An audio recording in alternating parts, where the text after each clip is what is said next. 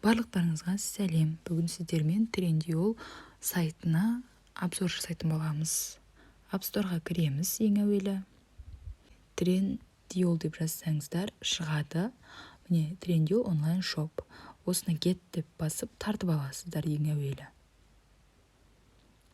Приложениенің өзіне кірдік. Себебі мен осыдан 3-4 күн бұрын өзіме заказ жасадым.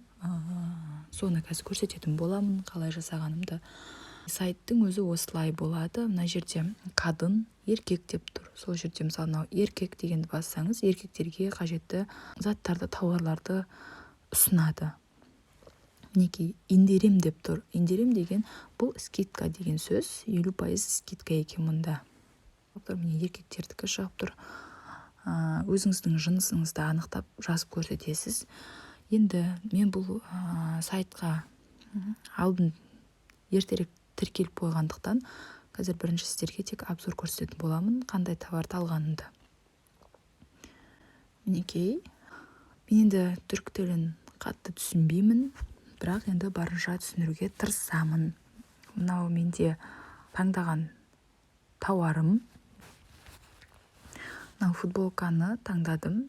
37-16 лира, 1000 теңгенің көлемінде тұрады. Осының размерін, М размерін алдым. Өз размерім сондай болғандықтан. Және де мынандай балалардың пинеткиін сатып алдым 59-71 лираға. Екеуі жалпы Стамбулға доставкасы 3100 теңге шықты. Мынау таслимат детайы деп тұр. Мына жерде карго фирмасы деген көрсетіп тұрады. Арас карго. Мына футболканы жеткізіп берген фирма. Таслимат детайы деген мына жерде көресіздер. Міне göndерiniz таслим edildi дейді. Жандай тапсырсаңыз жеткізілді деп тұр. Мұнда барлық этаптарды көріп тұрсыз. Мынау жасыл жанып тұрған таслим edildi. Тапсырсаңыз берілді деп тұр. Мен өзім жазған жандай мекен-жай бойынша карго килограмм деп тұр, 1 килограмм деп көрсетіп тұр. Статустарды осылай көруге болады. Мына жасыл жанып тұр, таслим edildi деп. Пинеткидің фирмасын қазір көреміз. Мына карго фирмасы Trendyol Express. Мынау таслимат детайы следить етіп отыру үшін осыған кіріп көресіздер. Турцияның ішінде қай жерге барды, қай жерге келді деген секілді. Мынау жасыл жанып тұр, 5-ші бөлім таслим edildi деген сол товар берілді деген сөз. Мынау gönderi алынды деп тұр, бірінші бұл товар берілді деген сөз. Доставщикке, ал мынау 5-ші сіздің адресіңізге жеткізілді деп жасыл жанып тұр.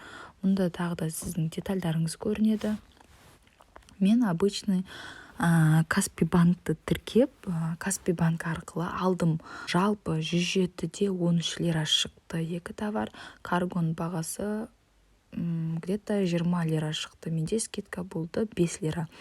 Итог менде топлам деп тұр. Топлам менде 116 лираға шықты барлық бағасы.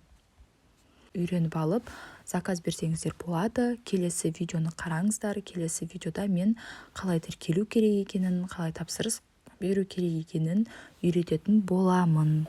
Барлықтарыңызға рахмет. Менің каналыма жазылуды ұмытпаңыздар. Лайк басыңыздар, комментарий жазыңыздар.